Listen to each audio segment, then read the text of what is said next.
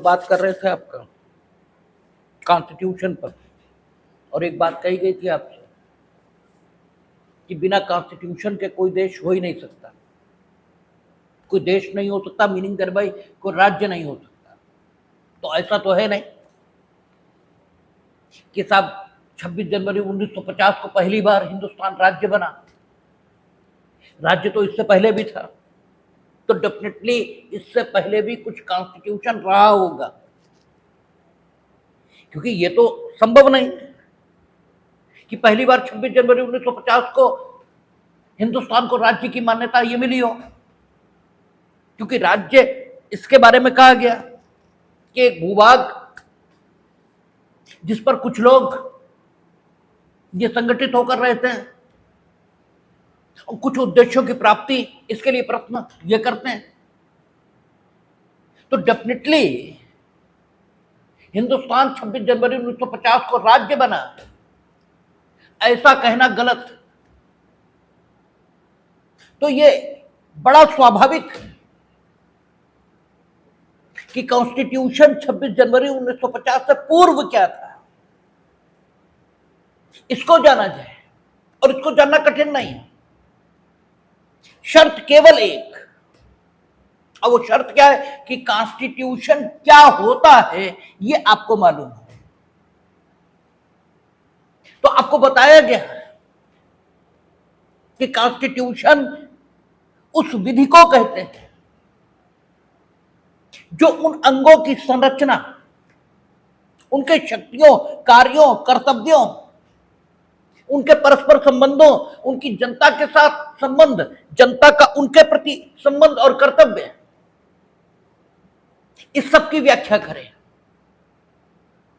और शासन मूलभूत रूप से जिन उद्देश्यों की प्राप्ति के लिए स्थापित है उनकी चर्चा करें। क्योंकि आपसे कहा गया था कि मनुष्य प्राकृतिक अवस्था में था और उसने प्राकृतिक अवस्था को छोड़ा, वो राज्य के रूप में संगठित हुआ। तो राज्य के रूप में संगठित केवल इसलिए नहीं हो गया कि बाई चांस, संयोग से वो राज्य के रूप में संगठित हो गया, अन्यथा बिना राज्य के भी रह सकता था। ये स्थिति नहीं है। वो जानबूझकर राज्य के रूप में संगठित हुआ, और जब जानबूझकर राज्य के रूप में संगठित हुआ तो डेफिनेटली कोई उद्देश्य रहा होगा। क्योंकि आप जानबूझकर कोई भी काम ये निरुद्देश्य नहीं करते। अनजाने में कुछ निरुद्देश्य हो जाए और सुखद परिणाम उसके आ जाएं, एक अलग बात है। लेकिन whatever you are doing knowingly, वो पर्पजलेस हो, विदाउट एनी ऑब्जेक्टिव हो, ये होता ही नहीं। तो मनुष्य ने प्राकृतिक अवस्था को छोड़ा और वो राजनैतिक रूप से एक राज्य के तौर पर संगठित हुआ। तो कुछ निश्चित उद्देश्य रहे होंगे, कोई जरूरत रही होगी। और पहले क्लास में आपसे बात की गई कि वो जरूरत ये थी कि बाह्य आक्रमण, इससे मनुष्य को सुरक्षा चाहिए थी। मनुष्य आंतरिक व्यवस्था को मेंटेन करना चाहता है,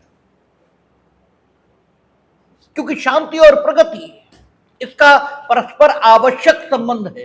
अगर शांति नहीं होगी तो प्रगति संभव नहीं है। ये आपने देखा है बहुत कालों में। समाज में जरा सी अशांति हो जाए तो प्रगति असंभव हो जाती है, क्योंकि फिर तो कारोबार बंद रहेगा, दुकानें बंद रहेंगी, फिर तो जान बचाना ये प्राथमिकता होगी। आपने बीते वर्षों में जम्मू कश्मीर में यही स्थिति देखी है। देश के विभिन्न हिस्सों में आप ये स्थिति देख सकते हैं, दुनिया के विभिन्न हिस्सों में ये स्थिति देख सकते हैं। तो शांति और प्रगति इसके बीच आवश्यक संबंध है। तो मनुष्य ने जो प्राकृतिक अवस्था छोड़ी थी वो काहे के लिए? शांति, इसकी स्थापना के लिए, ताकि वो प्रगति कर सके।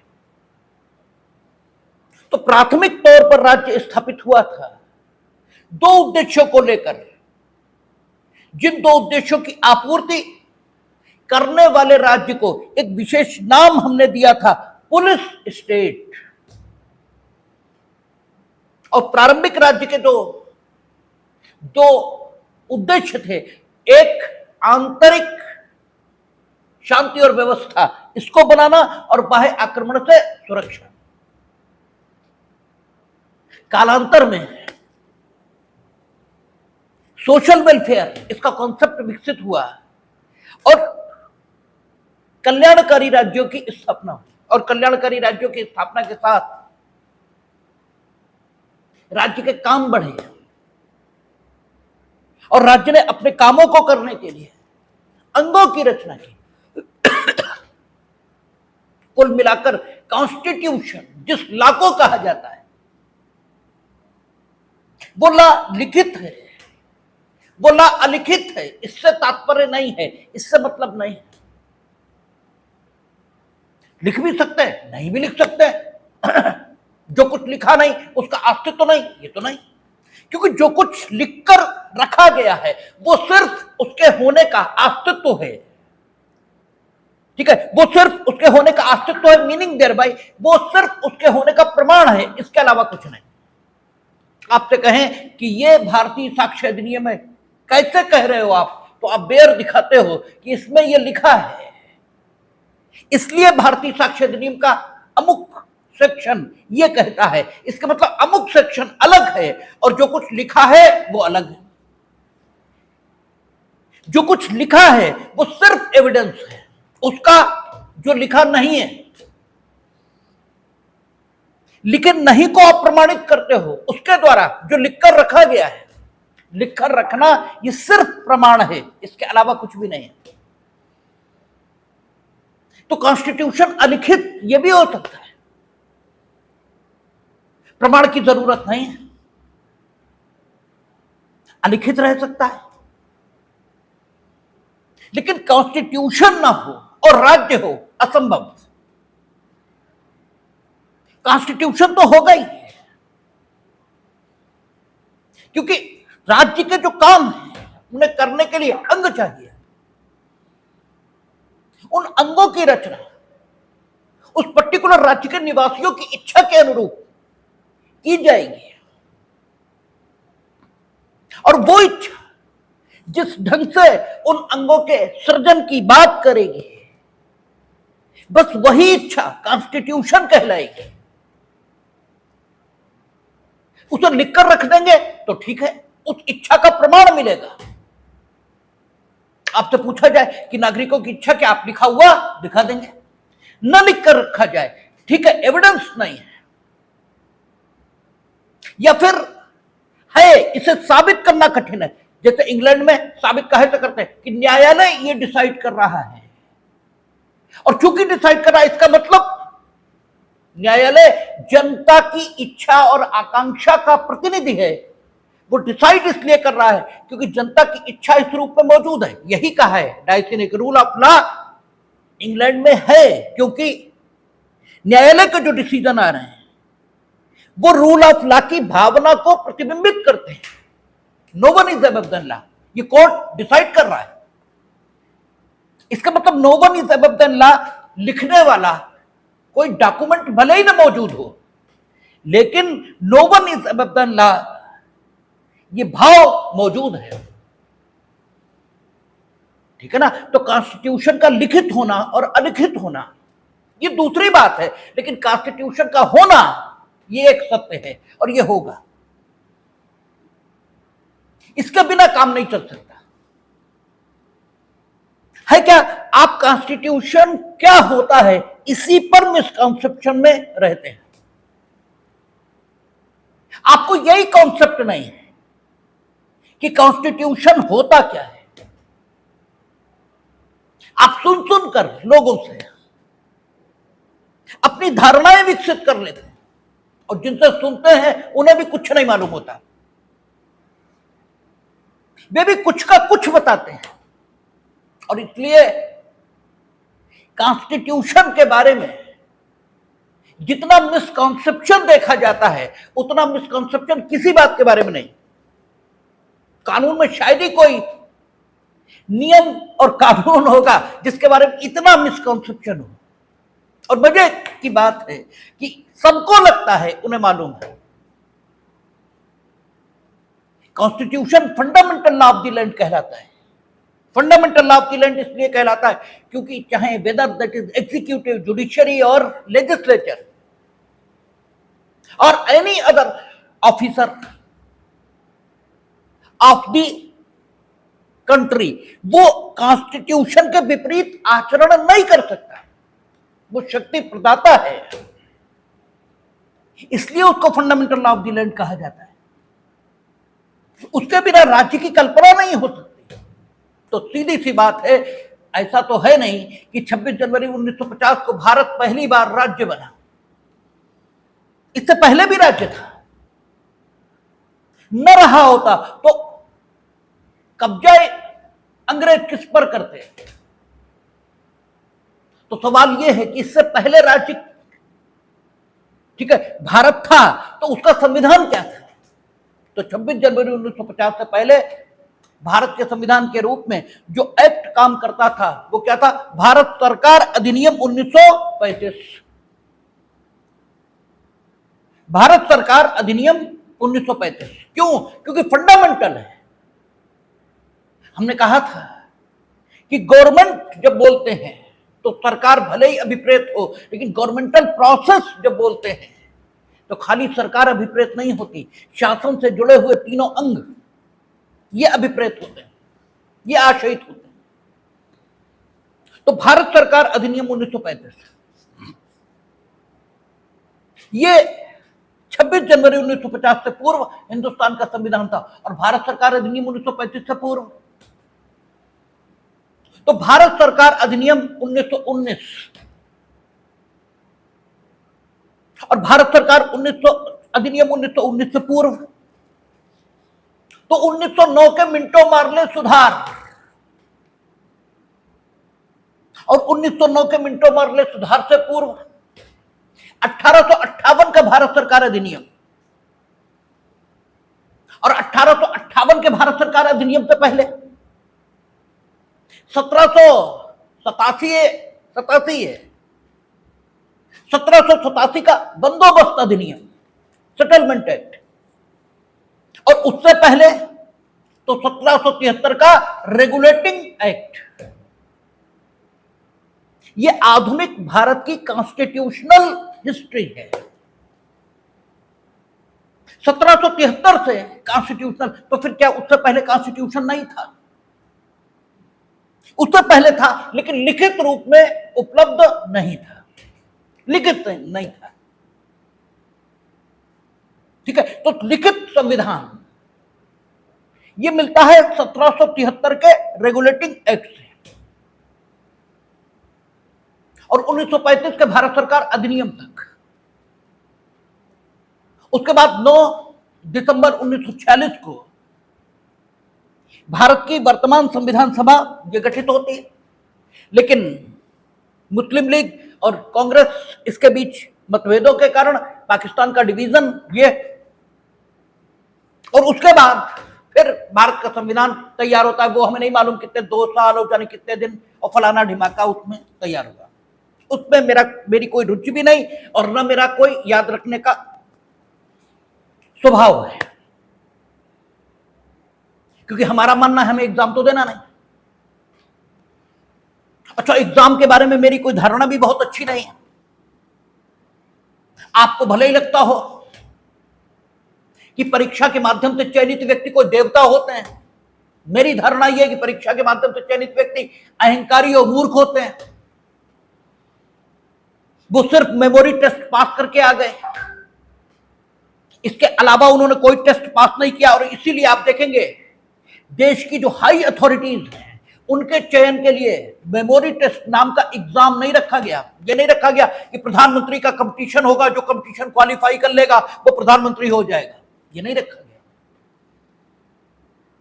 और प्रधानमंत्री सब कुछ है।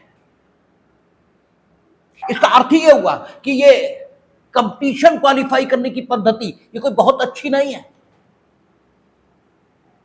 जॉब उसकी प्रकृति देखी जाएगी और उसकी प्रकृति के मुताबिक सिलेक्शन का जो प्रोसेस एडॉप्ट करना उचित हो वो एडॉप्ट होता है। आप जुडिशरी में भी देखेंगे तो सबसे लोअर लेवल पर बैठे हुए न्यायिक अधिकारी के लिए एग्जाम का प्रोसेस ये रखा गया है। सबसे लोअर लेवल न्यायिक मजिस्ट्रेट से नीचे का कोई न्यायिक अधिकारी होता नहीं है। सिविल जज जूनियर डिवीजन से नीचे का कोई न्यायिक अधिकारी होता नहीं। इवन सिविल जज सीनियर डिवीजन इसका भी कंपटीशन नहीं होता, वो भी प्रमोटेड पोस्ट है। कंपटीशन सिर्फ सिविल जज जूनियर डिवीजन का होता है और वो न्याय की दुनिया में सबसे निचले पायदान पर बैठा आदमी है। हाई कोर्ट या सुप्रीम कोर्ट में किसी कंपटीशन से नियुक्ति नहीं होती है, क्योंकि हाई कोर्ट और सुप्रीम कोर्ट को जो फंक्शन काम करना है वो क्या करना है? कानूनों का अर्थान्वयन। इसलिए पता लगना चाहिए कि उनमें अर्थान्वयन की क्षमता है भी या नहीं। इसीलिए रखा गया कि 10 साल अधिवक्ता के तौर पर या 5 साल न्यायिक अधिकारी के तौर पर जब काम करेंगे ये तय हो जाएगा कि हां इनमें कानूनों के अर्थान्वयन की क्षमता है। क्योंकि एक दिन नाटक कर सकते हो, 2 दिन कर सकते हो, 5 साल और 10 साल नहीं कर सकते। उनकी निष्ठा की, ईमानदारी की, सबकी परीक्षा हो जाएगी, तब वे सुप्रीम कोर्ट या हाई कोर्ट के जस्टिस अपॉइंट होंगे। यद्यपि इतना कठोर प्रोसेस रखने के बाद भी गलत लोग वहां तक पहुंचते हैं, लेकिन फिर भी प्रोसेस बनाने वालों की मंशा आप देख सकते हैं कि एग्जाम का प्रोसेस ये सबसे ठीक है खराब प्रोसेस माना गया है। सिविल जज जूनियर डिवीजन कुछ डिसाइड करेगा, अपील हो जाएगी, रिवीजन हो जाएगा, लेकिन सुप्रीम कोर्ट कुछ डिसाइड करेगा। यद्यपि रिव्यू हो सकता है, क्यूरेटिव पिटीशन नाम की चीजें आ गई हैं, लेकिन वे बेहद कठिन है। नॉर्मली वे रेमेडी अडॉप्ट नहीं होंगी। इसलिए एग्जाम का प्रोसेस ये कोई बहुत अच्छा प्रोसेस नहीं है। आप लोगों को लगता है कि एग्जाम का प्रोसेस इससे बढ़िया प्रोसेस ही नहीं होता। आप हर बात के लिए एग्जाम करा लिया जाए। एग्जाम क्या होता है? तो 2 साल में कॉन्स्टिट्यूशन बना या 3 साल में बना, ये मेरी रुचि का विषय नहीं है। क्योंकि एग्जाम क्वालिफाई करना ये दुनिया से ऊपर का काम आपने माना होगा, मेरी दृष्टि में नहीं है। मेरी दृष्टि में जानना महत्वपूर्ण है, और जानने से जो खुशी मिलती है, मेरे लिए जानने का पर्याप्त पारितोषिक, पर्याप्त पुरस्कार सिर्फ उतना ही है। उससे ज्यादा की हम अपेक्षा नहीं करते। उससे ज्यादा मिल जाए भगवान की कृपा, लेकिन उससे ज्यादा की कोई अपेक्षा नहीं है मेरी। जानने से जो प्रसन्नता मिलती है वो जानने के लिए पर्याप्त पारितोषिक है। इसलिए सिर्फ हमारी कोशिश तो यही होती है कि हम जाने, आपकी आप जाने। आपका लक्ष्य होगा एग्जाम क्वालिफाई करना, मेरा नहीं है। इसलिए 2 साल में बना या 2.5 साल में बना या 3 साल में बना, इससे मेरा कोई ताल्लुक नहीं है। वो कितने समय में बना हो वो आप याद करो। हमारे लिए महत्वपूर्ण कॉन्स्टिट्यूशन बना, बस लिखित रूप में। ये जो था वो अभिव्यक्त हो गया। मेरे लिए महत्व की बात सिर्फ इतनी है। तो जो बनकर आया, किसने बनाया? और जो बनकर आया, क्यों बनकर आया? और जो बनकर आया वो हिंदुस्तान का संविधान है, ये क्यों मानना है? और जो बनकर आया वो हिंदुस्तान की राज्य व्यवस्था किस ढंग की बनाने का निर्देश देता है, ये प्रश्न उठते हैं। और इन प्रश्नों के उत्तर के लिए हमें संविधान की उद्देशिका ये देखनी पड़ती है। उद्देशिका इन बातों के उत्तर देगी। और उद्देशिका में जो शब्द प्रयुक्त हैं वे शब्द बड़े महत्व के हैं। और मजेदारी ये है कि उन शब्दों के भी आपने अपने ही अर्थ लगा रखे।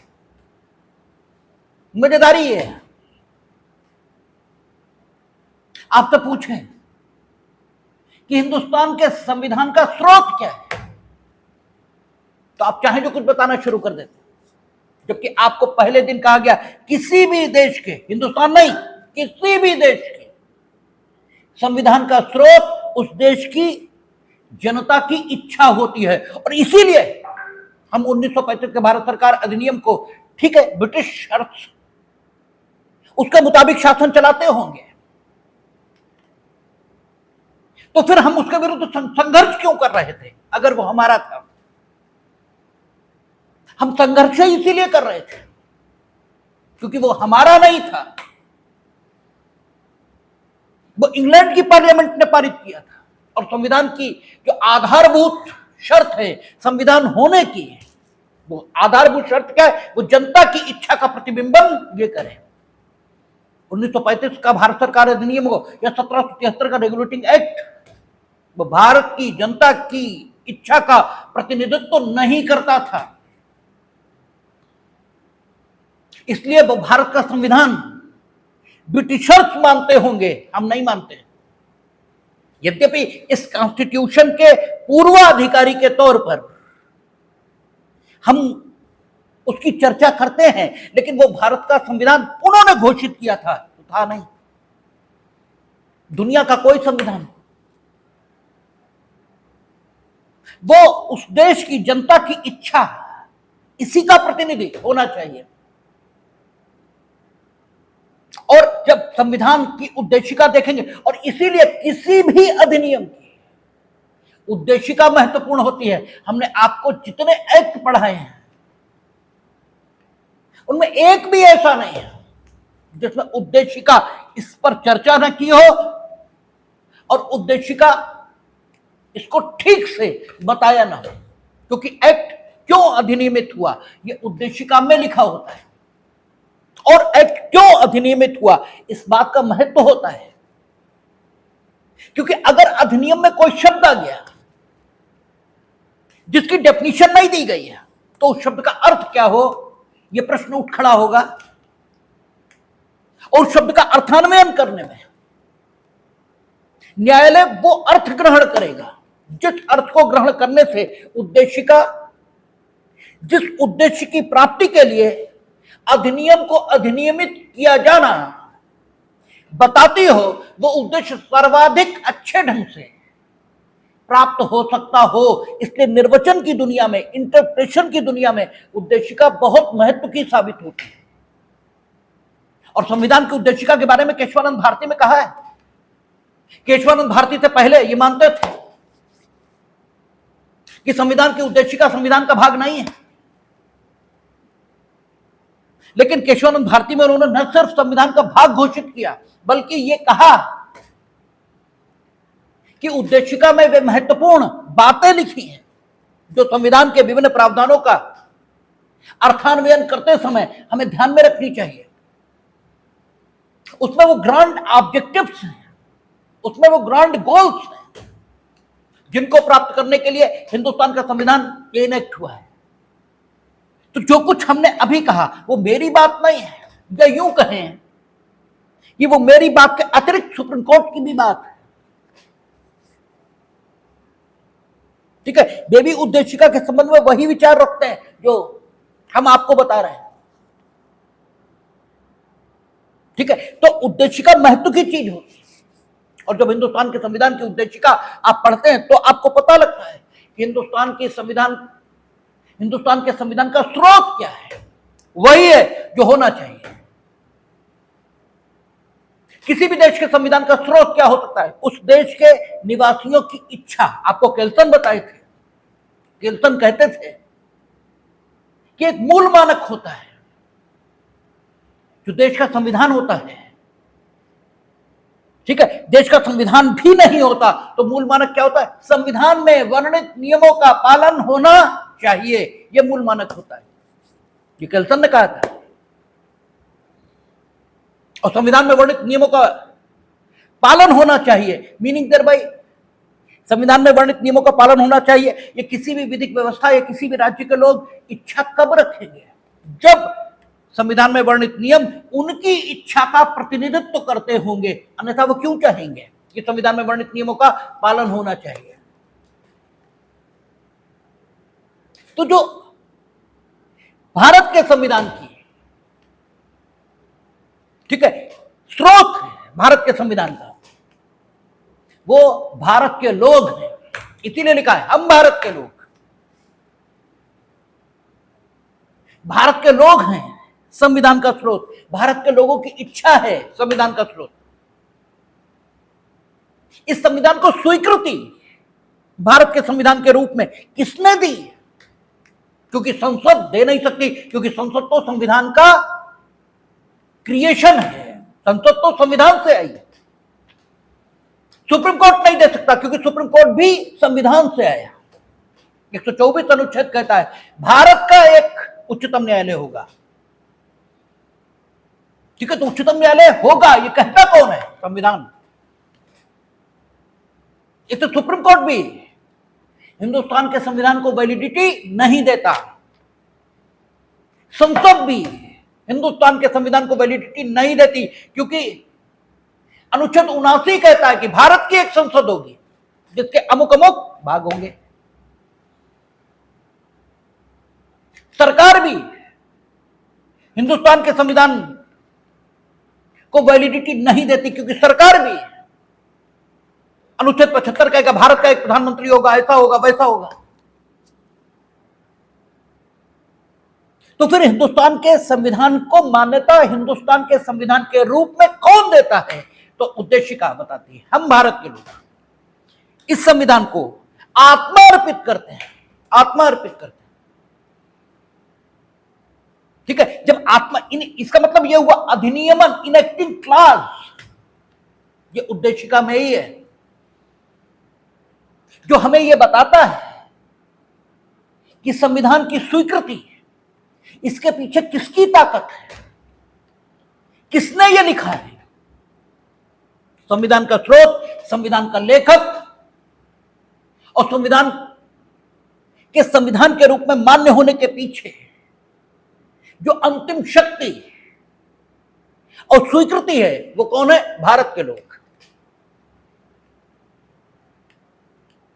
संविधान किस प्रकार की राज व्यवस्था स्थापित करना चाहता है, किस प्रकार की? तो समाजवादी, तो हम भारत के लोग, भारत को एक संपूर्ण प्रभुत्व संपन्न, समाजवादी, पंथ निरपेक्ष, लोकतंत्रात्मक गणराज्य, यह राज व्यवस्था है जो संविधान स्थापित करना चाहता है। आपसे खूब पूछा जाता है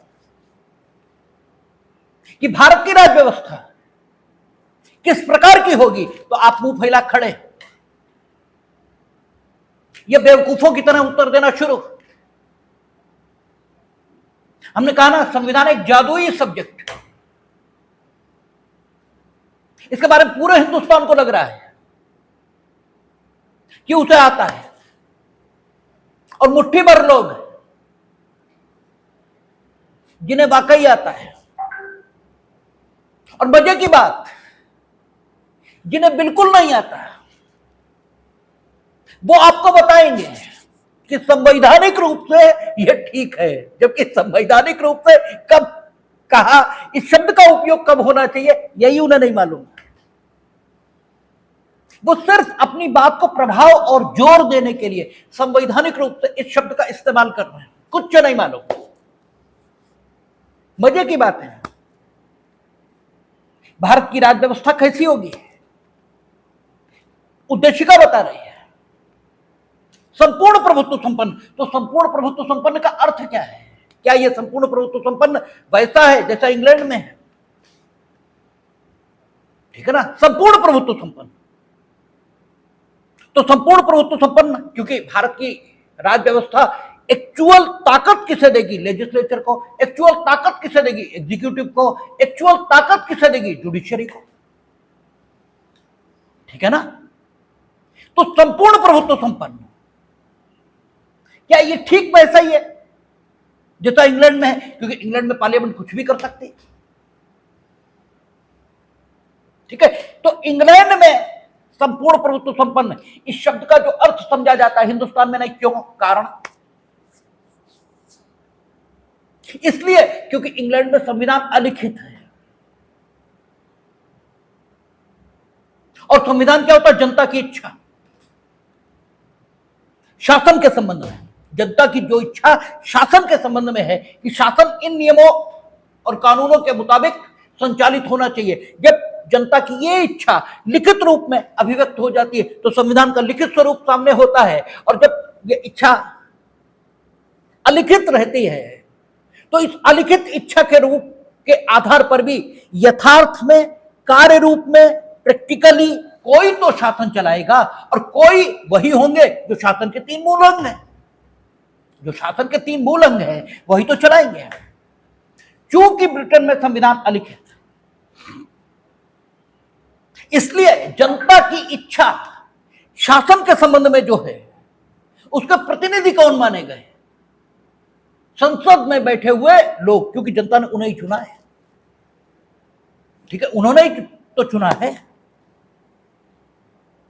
तो इसलिए वहां की संसद जनता की इच्छा की एक्चुअल प्रतिनिधि है और वो जो चाहे सो कर सकती है। इसलिए वहां संपूर्ण प्रभुत्व संपन्न का अर्थ यह लिया जाता है। हिंदुस्तान में जनता की इच्छा अभिव्यक्त हो गई। किसमें? संविधान में। जनता की इच्छा लिखित रूप में अभिव्यक्त है। कहां? संविधान में। और जनता की उस इच्छा में थोड़ा बहुत बदलाव करने की अगर जरूरत पड़े तो संशोधन की प्रक्रिया भी संविधान में। तो जब जनता की इच्छा अभिव्यक्त है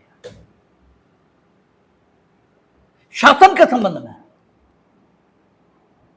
तो जो शासन के लिए उत्तरदायी लोग हैं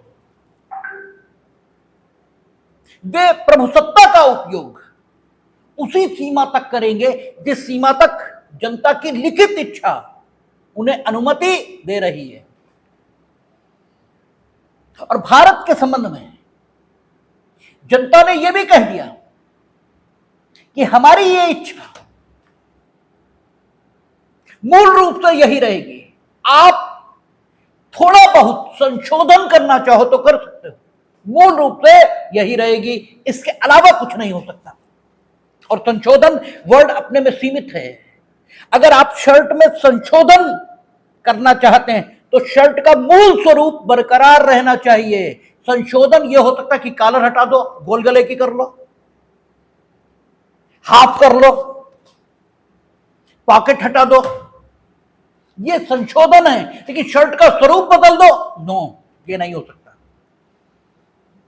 तो इसलिए भारत में चाहे विधायिका हो, चाहे कार्यपालिका हो, चाहे न्यायपालिका हो, सब संविधान के क्रिएशन है। और संविधान स्वयं जनता की इच्छा यह है।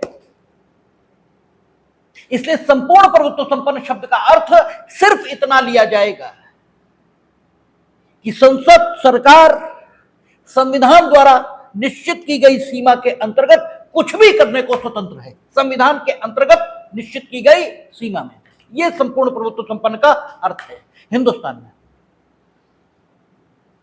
आपको भी बड़ा मिसकंसेप्शन है। और जो सो कॉल्ड पढ़े लिखे हैं उन्हें तो आपसे ज्यादा है, आपसे ज्यादा है। हम तो जब कॉन्स्टिट्यूशन पर वीडियो डालते हैं तो नीचे कमेंट आते हैं, उन्हें कहा जाता तुम मूर्ख हो, वो तो सरकार जो चाहे कानून बना सकती है। हमें हंसी आती है ऐसे लोगों को तो जवाब भी देना अपने ज्ञान की बेइज्जती है। ऐसे मूर्खों को जवाब भी नहीं दिया जाता क्योंकि नीति क्या है? मूर्ख और मृतक इसके प्रति मौन रहो। मूर्ख और मृतक इसके प्रति मौन रहा जाता है, इसे उत्तर नहीं दिया जाता। तुम बेवकूफ हो, देन एंजॉय योर फुलनेस, और ईश्वर करे मूर्ख ही रहो। संपूर्ण प्रभुत्व संपन्न का यह अर्थ है। कॉन्स्टिट्यूशन ये जो सीमा निश्चित कर रहा है, इसके अंतर्गत रहते हुए प्रत्येक अंग जो गवर्नमेंटल प्रोसेस से जुड़ा है वो अपने कार्यों को संपादित कर सकता है। संपूर्ण प्रभुत्व समाजवादी, समाजवादी पार्टी नहीं, ये एक अद्भुत शब्द है जिसका मनचाहा अर्थ ये हिंदुस्तान में लगाया जाता है, क्योंकि समाजवाद ये जो शब्द लाए हैं कॉन्स्टिट्यूशन में, लाए किससे? 42nd अमेंडमेंट से। और 42nd अमेंडमेंट की संविधान सम्मतता केशवानंद भारती में, सॉरी केशवानंद भारती में नहीं, उसमें तो 24वां और 25वां इस संविधान संशोधन की मिनर्वा मिल है, शायद जहां तक है याद हमें पड़ रहा है, मिनर्वा मिल है, उसमें चेक हुई थी। तो समाजवादी, तो समाजवाद जो डॉक्ट्रिनरी सेंस में समझा जाता है वो अर्थ हिंदुस्तान की संविधान की उद्देशिका में प्रयुक्त समाजवादी शब्द का नहीं है। डॉक्ट्रिनरी सेंस यानी सैद्धांतिक रूप से समाजवादी शब्द का जो अर्थ समझा जाता है पूरी दुनिया में, हिंदुस्तान की उद्देशिका, हिंदुस्तान के संविधान की उद्देशिका में प्रयुक्त समाजवाद शब्द का वह अर्थ नहीं है। ठीक है, यहां समाजवाद का क्या अर्थ लिया है वो उच्चतम न्यायालय ने बताया है, और एक नहीं कई मुकदमों में उन्होंने कहा यहां समाजवाद का अर्थ सिर्फ इतना कि जो अवसर की समता है ये सबको उपलब्ध कराई जाए, आय में जो असमानता है इसको खत्म किया जाए। तो आय में असमानता खत्म करने का अर्थ ये नहीं कि डीएम के बराबर तनख्वाह तुम्हें देने लगे, ये नहीं है इसका अर्थ। Equal pay for equal work, समान कार्य के लिए समान वेतन। अगर कार्य समान है तो फिर वेतन समान होना चाहिए। यह है समाजवाद का अर्थ। बीमारी से मुक्ति, अशिक्षा से मुक्ति, ठीक है, यानी एक सोशल डेमोक्रेसी, एक सामाजिक न्याय, इसका वातावरण बनाना, यह है समाजवाद का अर्थ। उनका directive principle of the state policy में जो कहा कि जो राज्य के संसाधन हैं उनका इस प्रकार से उपयोग किया जाए कि राज्य के उत्पादन के साधन ये सामूहिक कल्याण के लिए, सामूहिक कल्याण का सर्वोत्तम साधन बन जाए, इस प्रकार से उपयोग किया जाए। अब वो सर्वोत्तम साधन अगर राज्य के संसाधन प्राइवेट सेक्टर को देने पर बन रहे हैं, ठीक है ना, जैसे रेल है, आदमी एक टेम्पो खरीदता है और उससे वो बड़ा आदमी हो जाता है। भारत सरकार के पास रेल है और घाटे में जाती है। क्यों? टीटी महोदय सीटें ही बेचे ले रहे हैं, पेंट्री कार वाला खाना ही ठीक नहीं दे रहा। तो समाजवाद वो नहीं है जो डॉक्ट्रिनरी सेंस में समझा जाता है कि समाजवाद का अर्थ हो कि संसाधनों पर सरकार का अधिकार हो, ये नहीं है समाजवाद। यहां यही समझाया गया है। तो रोज बताया जाता है वो तो वो बेचे ले रहे, वो तो वो बेचे ले रहे। अरे अजीब ही मूर्खता की बात है। यहां समाजवाद का अर्थ ये नहीं है जो सैद्धांतिक तौर पर समझा जाता है कि साहब जो है संसाधन जो देश के हैं इन पर सिर्फ सरकार का अधिकार हो, नहीं, ये नहीं समझा जाता। यहां समाजवाद का अर्थ directive principle of the state policy में लिखा है कि राज्य के जो संसाधन है उनका सामूहिक कल्याण के लिए सर्वोत्तम उपयोग, यही समाजवाद है। सर्वोत्तम उपयोग कैसे होगा यह तय करना सरकार का काम है। अगर लगता है कि रेलवे प्राइवेट सेक्टर को दे देने से सर्वोत्तम उपयोग होगा, देंगे। लेकिन सरकार का नियंत्रण ये तो हमेशा रहता ही है भाई। अगर सरकार ने किसी को कोई चीज दे भी दी प्राइवेट सेक्टर में, तो सरकार का नियंत्रण थोड़ी खत्म हो जाता है। वो तो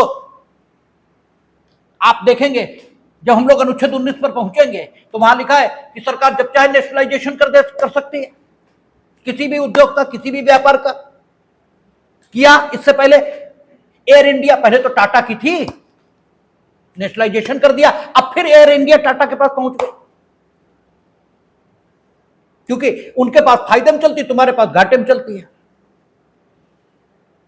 बड़ी अजीब सिस्टम है।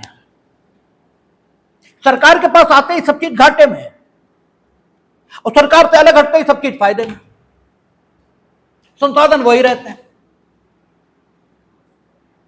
ठीक है, क्योंकि सरकार के पास है तो कुछ करना ही नहीं, लेटे हैं, सो रहे हैं आराम से। और जब प्राइवेट आदमी के पास होती है तो वो ठीक है आपसे करवा लेता है सब कुछ। तो समाजवाद का अर्थ है अशिक्षा से मुक्ति, समाजवाद का अर्थ है समान कार्य के लिए समान वेतन, समाजवाद का अर्थ है आय की असमानता को दूर करना, समाजवाद का अर्थ है जीवन स्तर में सुधार।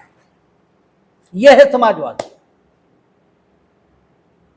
उत्पादन के साधनों का इस प्रकार उपयोग कि सामूहिक कल्याण का सर्वोत्तम साधन हो। तो संपूर्ण प्रभुत्व संपन्न है। इसका अर्थ यह नहीं है कि हम जो चाहे तो करेंगे।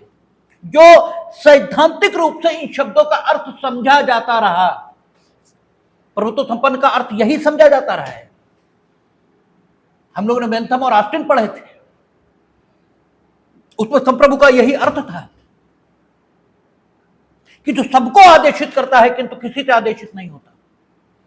यहां संपूर्ण प्रभुत्व संपन्न का वो अर्थ नहीं लिया जाएगा। तो संपूर्ण प्रभुत्व संपन्न, समाजवादी, पंथ निरपेक्ष, जिसे धर्म निरपेक्ष ये भी कहते हैं आप, जहां पंथ निरपेक्षता चीन जैसी नहीं है। पंथ निरपेक्षता का अर्थ यह नहीं है कि धर्म का पालन भारत के नागरिक नहीं करेंगे। आपको इसके विषय में भी बड़ा कॉन्सेप्शन, मिसकॉन्सेप्शन, और विशेषकर जब सेकुलरिटी पर बात करेंगे अनुच्छेद 24-25 के साथ, 24 तो नहीं, 25, 26, 27, 28 इनके साथ तो और बात चलेगी। यहां इस शब्द का इस देश में जितना दुरुपयोग हुआ है, इस शब्द के बारे में जितने भ्रम पैदा किए गए हैं, उतना तो शायद ही किसी शब्द के बारे में हुए हो। इन कॉन्स्टिट्यूशनल सेंस धर्मनिरपेक्ष का या पंथ निरपेक्ष का अर्थ सिर्फ इतना कि राज्य का कोई धर्म नहीं है। राज्य का जो निजाम है वो किसी धर्म की व्यवस्था के अनुसार नहीं चलेगा, सिर्फ इतना। और ये एकदम ठीक बात है, एकदम ठीक बात है। चलना भी नहीं चाहिए, और हिंदुस्तान में कभी चला भी नहीं। लेकिन हिंदुस्तान के नागरिक ये धर्म का पालन नहीं करेंगे, नहीं लिखा है, नहीं लिखा है।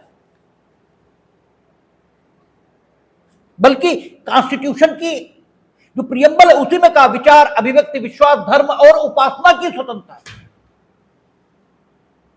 जाने कहां से ये बातें आ जाती हैं, हमें समझ में ही नहीं आता।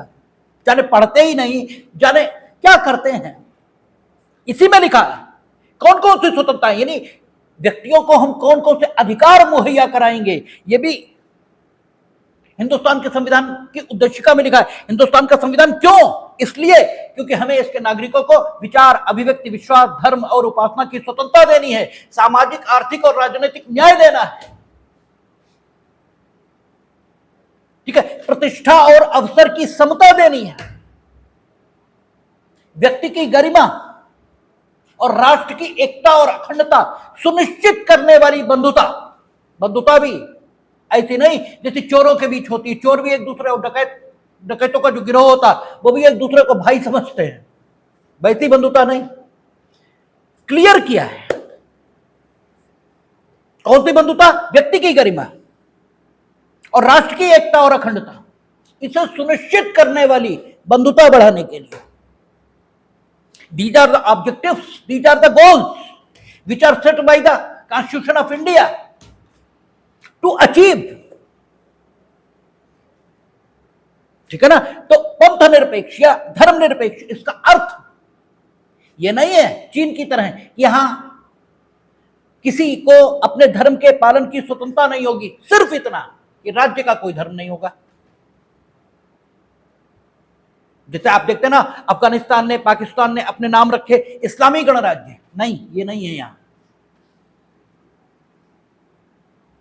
ठीक है, कोई खिलाफत और कॉन्स्टिट्यूशनल शासन, इसके बीच अर्थ क्या है? खिलाफत का अर्थ है इस्लाम की मान्यताओं के मुताबिक जब शासन का निजाम चलेगा तो उसे खिलाफत कहते हैं।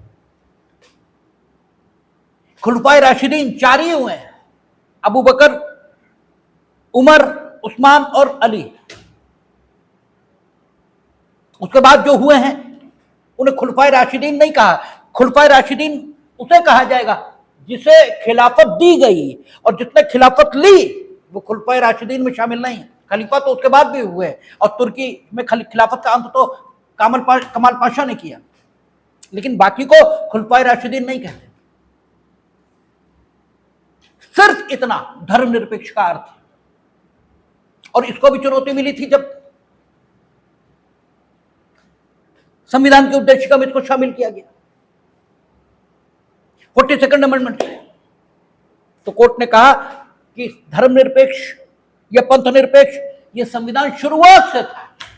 कारण अनुच्छेद 15 वो तो शुरुआत से था, अनुच्छेद 16 वो तो शुरुआत से था। वो कहता है धर्म, जाति, लिंग इसके आधार पर विभेद नहीं होगा। तो जो बात पहले, ठीक है, मतलब अस्पष्ट थी, वो अब स्पष्ट हो गई। बस इतना ही तो हुआ, और कुछ नहीं। विधि के समक्ष समता, विधि का समान संरक्षण, ये तो 14 पहले से ही था। अगर धर्मनिरपेक्ष राज्य का स्वरूप नहीं होगा तो विधि के समक्ष समता और विधि का समान संरक्षण ये उपलब्धि कैसे होगा? इसलिए whatever was implicit that was make explicit, सिर्फ इतना ही हुआ ये कहा।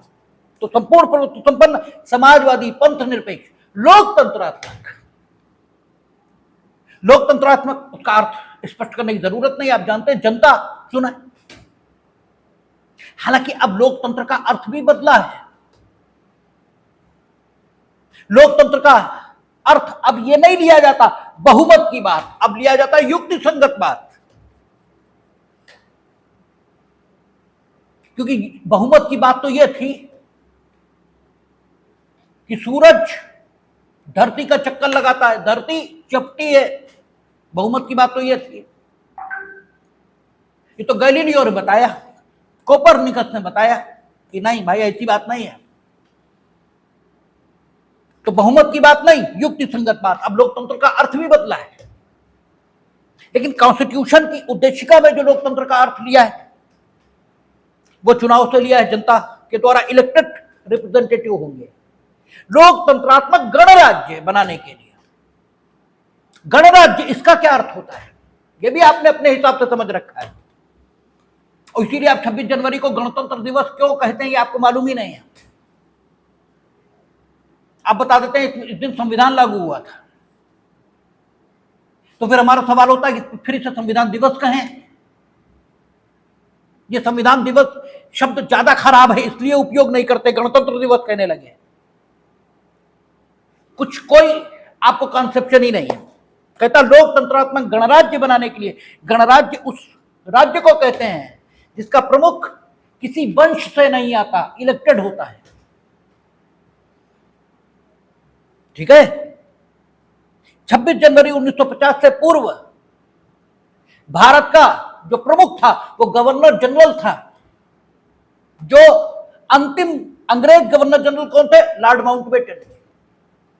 और भारतीय श्री राजगोपालाचारी। और जो राज प्रमुख था वो कौन था? इंग्लैंड का सम्राट। और इंग्लैंड का सम्राट किस वंश से था? एंग्लो सैक्सन राजवंश इससे था, और आज भी इसी राजवंश के लोग वहां शासन कर रहे हैं। 26 जनवरी 1950 को भारत के नागरिकों ने भारत को एक संविधान दिया, काहे के लिए? इसे लोकतंत्रात्मक गणराज्य बनाने के लिए। अर्थात इसका जो प्रमुख होगा वो चुना हुआ होगा, और अनुच्छेद 51 ने कहा कि भारत का एक राष्ट्रपति होगा, और डॉक्टर राजेंद्र प्रसाद इस देश के राष्ट्रपति हुए। डॉक्टर राजेंद्र प्रसाद को चुना गया था, क्यों? वे संविधान सभा के उससे पहले अध्यक्ष थे, और संविधान सभा के प्रत्येक व्यक्ति चुनकर आए थे। इसलिए भारत का एक राष्ट्रपति होगा, राष्ट्र प्रमुख वंश से नहीं चुना हुआ होगा। यह होता है गणतंत्र का अर्थ। और यह बात किस दिन अस्तित्व में आई? 26 जनवरी 1950 को, जिस दिन संविधान लागू हुआ उसी दिन तो अस्तित्व में आई। इसलिए 26 जनवरी को गणतंत्र दिवस कहते हैं। उस दिन भारत गणतंत्र हो गया, ठीक है ना? उस दिन भारत गणतंत्र बना है। तो उद्देशिका यह बता रही है संविधान का स्रोत क्या है, उद्देशिका यह बता रही है संविधान किसने बनाया, उद्देशिका यह बता रही है संविधान की स्वीकृति के पीछे कौन? ये भारत की जनता है, हम भारत के लोग, और उन्हीं को होना चाहिए, क्योंकि किसी भी देश के संविधान की स्वीकृति और निर्माण उस देश के लोग ही करते हैं। संविधान के उद्देश्य क्या हैं? संविधान के उद्देश्य हैं भारत के समस्त निवासियों को सामाजिक, आर्थिक और राजनीतिक न्याय देना, विचार, अभिव्यक्ति, विश्वास, धर्म और उपासना की स्वतंत्रता देना, प्रतिष्ठा और अवसर की समता देना, उन सब में व्यक्ति की गरिमा और राष्ट्र की एकता और अखंडता को सुनिश्चित करने वाली बंधुता बढ़ाना, ये उद्देश्य हैं भारत के संविधान के, ठीक है? और इन उद्देश्यों को प्राप्त कैसे करेंगे? विचार, अभिव्यक्ति, विश्वास, धर्म और उपासना की स्वतंत्रता देंगे। इसके लिए फंडामेंटल राइट और directive principle of the state policy दोनों इस्तेमाल करेंगे। प्रतिष्ठा और अवसर की समता कैसे मिलेगी?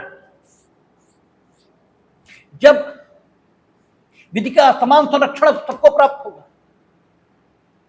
और साथ ही राज्य इस प्रकार की व्यवस्था करेगा कि सामाजिक न्याय, जो कहां लिखा है अनुच्छेद 37 में directive principle of the state policy में, तो directive principle of the state policy और फंडामेंटल राइट दोनों को मिलाकर जब हम पढ़ेंगे तो ये चीजें भारत के नागरिकों को उपलब्ध होंगी। यानी उद्देशिका में जो आदर्श और जो लक्ष्य है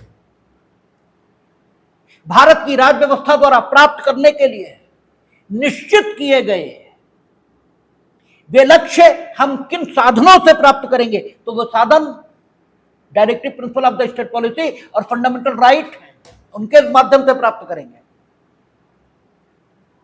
भारत का संविधान किन 3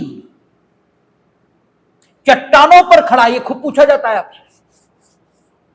तो स्वतंत्रता, समानता और भ्रातृत्व, इन 3 चट्टानों पर खड़ा है, इन 3, ठीक है, आधारशिलाओं पर खड़ा है। स्वतंत्रता, समानता और भ्रातृत्व। ये किसने कहा? ये डॉक्टर अंबेडकर ने कहा है। क्योंकि स्वतंत्रता के बिना समानता, इसका कोई मतलब नहीं, और समानता के बिना स्वतंत्रता का कोई मतलब नहीं। क्योंकि अगर सिर्फ आपको स्वतंत्र कर दिया जाए और यह ना कहा जाए कि सब समान हैं, तो फिर आप अपनी स्वतंत्रता का अधिकाधिक उपयोग करोगे यदि बलशाली हो। इनकी स्वतंत्रता का ध्यान रखे बिना फिर इनकी स्वतंत्रता सुरक्षित कैसे रहेगी? भाई, भारत के समस्त निवासियों को विचार, अभिव्यक्ति, विश्वास, धर्म और उपासना की स्वतंत्रता देनी है। ये समानता के बिना संभव कैसे है? और भारत के सभी निवासियों को देनी है, तो इसका मतलब कॉन्स्टिट्यूशन ये चाहता है समान रूप से सबको ये स्वतंत्रता मिले, ये चाहता है ना। तो समानता भारत के सभी निवासियों, इन शब्दों से निष्कर्षित है कि भारत का संविधान समानता पर आधारित है, क्योंकि जो कुछ दे रहा है भारत के सभी निवासियों को दे रहा है। क्या दे रहा है? तो विचार, अभिव्यक्ति, विश्वास, धर्म और उपासना की स्वतंत्रता। इसका मतलब स्वतंत्रता दूसरी आधारशिला हुई जिसके लिए भारत का संविधान आया। और भ्रातृत्व, ठीक है, जिसके लिए भारत का संविधान आया, ये लक्ष्य और उद्देश्य हैं जिनको प्राप्त करने के लिए भारत का संविधान अस्तित्व में है। इसलिए कहा जाता है कि भारत का संविधान 3 आधारशिलाओं पर खड़ा है: स्वतंत्रता, समानता और भ्रातृत्व। क्योंकि स्वतंत्रता अगर ये रही, समानता ना हुई, तो बलशाली निर्बल को जीने नहीं देगा, उसकी स्वतंत्रता का कोई अर्थ नहीं बचेगा। और तब ये कॉन्स्टिट्यूशनल जो एश्योरेंस है कि हम भारत के सभी नागरिकों को ये सब देंगे, वो पूरा नहीं हो सकता। इसलिए स्वतंत्रता के साथ समानता, और अगर भ्रातृत्व ना हुआ, सिर्फ स्वतंत्रता और समानता हुई, तो न हम कुछ करेंगे न तुम कुछ करोगे, क्योंकि हम भी स्वतंत्र है और हम भी समान है, हम भी लेटेंगे घर पे, तुम भी लेटोगे। ठीक है, तो व्यक्ति की गरिमा और राष्ट्र की एकता और अखंडता ही सुरक्षित नहीं रहेगी। हम तुम मरो जाके हम काहे जाए। तो स्वतंत्रता, समानता और भ्रातृत्व, ये 3 आधारशिलाएं हैं जिन पर भारत का संविधान खड़ा है। तो कॉन्स्टिट्यूशन का प्रियम्बल ये बताता है कि भारत का संविधान ये भारत की जनता की इच्छा की अभिव्यक्ति है। इसके अलावा आरोप लगता है भारत के संविधान पर कि भारत का संविधान तो कार्बन कॉपी है। फंडामेंटल राइट अमेरिका से ले लिए, इमरजेंसी प्रोविजन जर्मनी से ले लिए, directive principle of the state policy Ireland से ले ली, federal principle USA, Canada, Australia वहां से ले लिया। जो वित्तीय संबंध है केंद्र और राज्य के बीच, फाइनेंशियल रिलेशन और ट्रेड और कॉमर्स, इससे जुड़े हुए उपबंध, ये ऑस्ट्रेलिया से ले लिए। इसलिए जो parliamentary system of the government है ये ब्रिटेन से ले लिया। तो इसलिए ये कार्बन कॉपी है, नकल है, ये आरोप। तो आरोप का परीक्षण ये होना चाहिए। देखिए, हमने आपसे कई बार चर्चा की कि ऋषि सुनक जब इंग्लैंड के प्राइम मिनिस्टर हुए तो हिंदुस्तान में खुशियां मनाई जा रही हैं। बेवकूफ, ये चाहे जिस वजह से खुशी मना रहे हैं, लेकिन हम जिस बात से खुश थे वो बात सिर्फ इतनी थी कि ये हम खूब जानते हैं कि ऋषि सुनक ब्रिटेन के हितों के विरुद्ध भारत का साथ कभी नहीं देंगे और न उन्हें देना चाहिए, और अगर देते हैं तो उनसे गिरा, गंदा, जलील आदमी कोई नहीं। जिस देश ने तुम्हें सर्वोच्च सम्मान दिया, तुम्हें प्राइम मिनिस्टर बना दिया, उस देश के हितों के साथ खिलवाड़ करो, तुमसे ज्यादा गिरा, गंदा और जलील आदमी होगा कौन? तुम तो मतलब इस धरती के निजाम की तो बात छोड़ो, ईश्वर के निजाम में भी दोषी पाए जाओगे। इसलिए ऋषि सुनक हिंदुस्तान के हितों को प्राथमिकता कभी नहीं देंगे, ब्रिटेन के हितों पर न देना चाहिए। फिर भी हम खुश थे।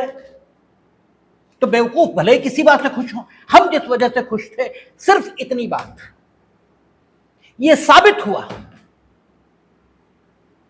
कि शासन करने की योग्यता सिर्फ गोरे लोगों में नहीं है। जो अंग्रेज कहते थे, उन्होंने लंबे समय तक हमें शासन में भाग लेने से रोका, यहां तक कि 1935 के भारत सरकार अधिनियम, इसके अंतर्गत चुनाव हुए थे 1937 में पहली बार उत्तर प्रदेश में, जिसे तब संयुक्त प्रांत कहा जाता था। कांग्रेस की सरकार बनी थी, पंडित गोविंद बल्लभ पंत मुख्यमंत्री हुए थे, तब स्वतंत्रता नहीं मिली थी। तब द्वैध शासन व्यवस्था जैसी आज है, फेडरल प्रिंसिपल के मुताबिक यह स्थापित हो चुकी थी हिंदुस्तान में, और प्रांत का प्रमुख तब भी गवर्नर होता था जैसे आज है, और हिंदुस्तान का प्रमुख गवर्नर जनरल होता था।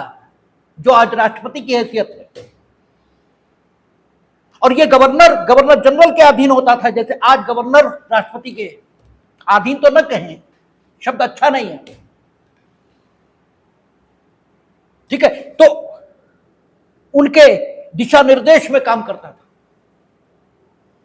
मिनिस्ट्री थी, गोविंद वल्लभ पंत मुख्यमंत्री थे, लेकिन गोविंद वल्लभ पंत अगर किसी विषय पर कोई राय दे रहे हैं तो सामान्यतः गवर्नर मानेगा, लेकिन न मानना चाहे तो नहीं मानेगा। आज ये स्थिति नहीं है। तो हमारी शासन में सहभागिता उनकी कृपा पर निर्भर थी, हमारा अधिकार नहीं था।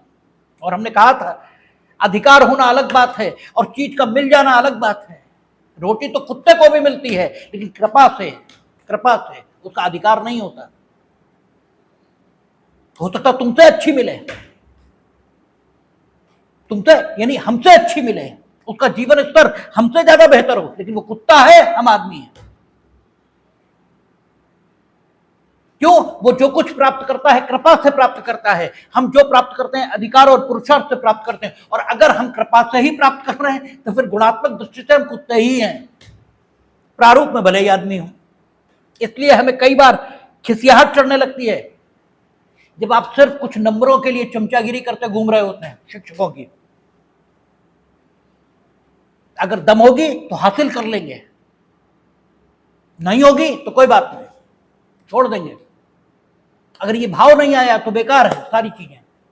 तो तब हमारा शासन में कोई हक नहीं था, कोई सहभागिता नहीं थी। क्यों? अंग्रेज ये कहते थे कि हमें शासन की योग्यता नहीं है। और सारे गवर्नर यानी जो की पोस्टें थी वो सब अंग्रेजों के पास थी। ऋषि सुनक के प्रधानमंत्री पद पर नियुक्ति ने यह साबित किया कि शासन की योग्यता सिर्फ तुम में नहीं है, हम में भी है। और अब तो तुमने प्राइम मिनिस्टर बनाया है। हम इसलिए प्रसन्न थे ऋषि सुनक के प्रधानमंत्री होने पर, बाकी कोई कारण नहीं था, ठीक है। तो इसीलिए क्योंकि वो ये मानते थे अंग्रेज कि बुद्धिमान सिर्फ उनकी नस्ल है, शासन की योग्यता सिर्फ उनकी नस्ल में है, इसलिए वो नस्लवादी कहलाए। और अगर हम ये मान लें कि हम किसी ने कुछ अगर अच्छा खोजा है तो हम सिर्फ उसे इसलिए नहीं लेंगे क्योंकि किसी और ने खोजा है, तो हम में और अंग्रेजों में नस्लवाद के दृष्टिकोण से क्या फर्क बचा? कोई फर्क नहीं। इसलिए हमारा संविधान कब बना? 20वीं शताब्दी के मध्य में, 1950, 20वीं शताब्दी का मध्य है। और उस समय तक अमेरिका के संविधान, इंग्लैंड के संविधान, कनाडा और ऑस्ट्रेलिया के संविधान वर्किंग में थे। तो उनकी जो अच्छी चीजें थी वो अगर हमने स्वीकार कर ली तो इसका अर्थ ये नहीं है कि हम मूर्ख हैं। इसका अर्थ ये थोड़ी है भाई हमारा कॉन्स्टिट्यूशन मॉडर्न कॉन्स्टिट्यूशन है, ये इसका अर्थ नहीं हुआ कि हम बेवकूफ हैं, हम नस्लवादी नहीं। उन्होंने अच्छी चीज खोजी, हमने स्वीकार कर ली, लेकिन ऐसा सच नहीं की। क्योंकि वहां जो दिक्कतें आई उन दिक्कतों का समाधान हमने अपने संविधान में किया, क्योंकि उन्होंने भी किया। जैसे अमेरिका के संविधान में सिर्फ फंडामेंटल राइट थे, इमरजेंसी प्रोविजन नहीं थे। इसलिए जब वहां युद्ध, बाह्य आक्रमण, इसके कारण देश की सुरक्षा को खतरा पैदा हुआ तो हमारे यहां इमरजेंसी प्रोविजन अभिव्यक्त रूप से मौजूद है, लेकिन वहां उच्चतम न्यायालय को कानूनों की व्याख्या ऐसे करनी पड़ी कि वो, ठीक है, जो स्थिति है उससे निपटने में सहायक हो सके, इस प्रकार से कानूनों की व्याख्या करनी पड़ी। और हमारे यहां सीधे सीधे उस अनुभव से हमने सबक लिया और सीधे सीधे हमने लिख दिया कि भाई जब इमरजेंसी होगी तो केंद्रीय विधायिका को राज्य सूची के विषयों पर भी विधायन की शक्ति प्राप्त रहेगी। तो इसमें गलत क्या हुआ भाई? इसमें गलत क्या है? ठीक है, तो हमने उनके जो प्रावधान हैं ऐसा स्वीकार नहीं किया। जैसे हमने फेडरल प्रिंसिपल इसमें भी बदलाव किया। जब हम लोग देखेंगे फेडरेशन अमेरिका का, तो अमेरिका के फेडरेशन में क्या है, राज्यों का संविधान अलग हो सकता है, केंद्र का संविधान अलग हो सकता है, वहां द्वैध नागरिकता है। हमारे यहां इकहरी नागरिकता ये रखी है, वहां अलग अलग नागरिकता हो सकती है, अलग अलग संविधान हो सकते हैं, इसके कारण नागरिकों में विभेद की संभावना ये रहती है। हमारे यहां नहीं है। फेडरल प्रिंसिपल हमने अपनाया क्योंकि फेडरल प्रिंसिपल आता काहे के लिए, विकास के लिए। हमने आपसे चर्चा की थी कि देश बड़ा होता है भौगोलिक दृष्टिकोण से। एक सरकार सुदूरवर्ती क्षेत्रों की विकास संबंधी आवश्यकताओं को नहीं जान सकती, इसलिए फेडरल प्रिंसिपल अपनाया जाता है। जो संघात्मक सिद्धांत है वो तो विकास की जरूरत, इसके लिए अपनाया जाता है। लेकिन इसका अर्थ ये तो नहीं कि हम कंट्रोवर्सी ये जन्म दे दें, तो वहां हुई, हमारे यहां नहीं है। उन्होंने अपने देशों का नाम क्या रखा, United state of America, America के राज्य, इनका संघ। हमारे क्या है, India will be union of the state. Federation शब्द का प्रयोग नहीं है, संघ शब्द का प्रयोग नहीं है, यूनियन शब्द का प्रयोग है। हालांकि फेडरेशन उसका अर्थ भी संघ आता है और यूनियन का अर्थ भी संघ आता है, लेकिन भाव के दृष्टिकोण से दोनों शब्द अलग अलग हैं। फेडरेशन का मतलब यह हुआ कि राज्यों का अस्तित्व अलग अलग है और वे इकट्ठे हो गए हैं, और यूनियन का मतलब यह हुआ जैसे यू आर ए यूनियन, आप यूनियन हैं, सिर हाथ पैर इस सब की, लेकिन हाथ पैर अलग नहीं हो सकते। जैसे ही अलग हुए वैसे तुम नहीं हो, वैसे तुम नहीं हो। India will be the union of state. Union of state का मतलब कोई राज्य इससे अलग नहीं हो सकता, कोई राज्य नहीं हो, ठीक है, क्योंकि हमने सिर्फ प्रशासनिक सुविधा, विकास की जरूरत, इसके कारण भारत के संपूर्ण राज्य क्षेत्र को यूनियन से राज्यों में डिवाइड किया है। अन्यथा भारत एक है और इसीलिए यहां इकहरी नागरिकता है, इसीलिए यहां एक सुप्रीम कोर्ट, एक हाई कोर्ट, हाई कोर्ट सारे सुप्रीम कोर्ट के सबॉर्डिनेट हैं। अमेरिका में यह नहीं है, वहां राज्यों की न्याय व्यवस्था अलग है और वहां राज्यों का सर्वोच्च न्यायालय हाई कोर्ट और केंद्र का सर्वोच्च न्यायालय सुप्रीम कोर्ट। यहां ऐसा नहीं है, यहां भी हाई कोर्ट है, लेकिन सब सुप्रीम कोर्ट के अधीनस्थ। ठीक है, तो हमने फेडरल प्रिंसिपल में भी महत्वपूर्ण सुधार किए और वो अपनी जरूरत के मुताबिक किए। हमने शब्द प्रयोग किया, India will be the union of state, not federation. ठीक है, ये इसके पीछे का कारण है। तो हमने आपसे कहा था कि संविधान की विशेषताओं पर कुछ चर्चा करेंगे, तो उद्देशिका और भारत के संविधान पर जो आरोप है कि वो कार्बन कॉपी है, इस पर हमने बात की। बाकी जो विशेषताएं उसकी हैं, सेकुलर स्टेट है, फेडरल प्रिंसिपल उसमें अपनाया गया है, बैकवर्ड्स के लिए प्रोविजन है, ठीक है, फ्री एंड फेयर इलेक्शन है, अकाउंटेबल गवर्नमेंट है, फ्री जुडिशरी है। तो वो भारत के संविधान में हम जैसे जैसे प्रवेश करते जाएंगे, कंसर्निंग आर्टिकल्स आते जाएंगे, उनके साथ बात होती जाएगी। इसके बाद अगली क्लास में हम लोग लेजिस्लेचर इस पर बात करेंगे, देखेंगे।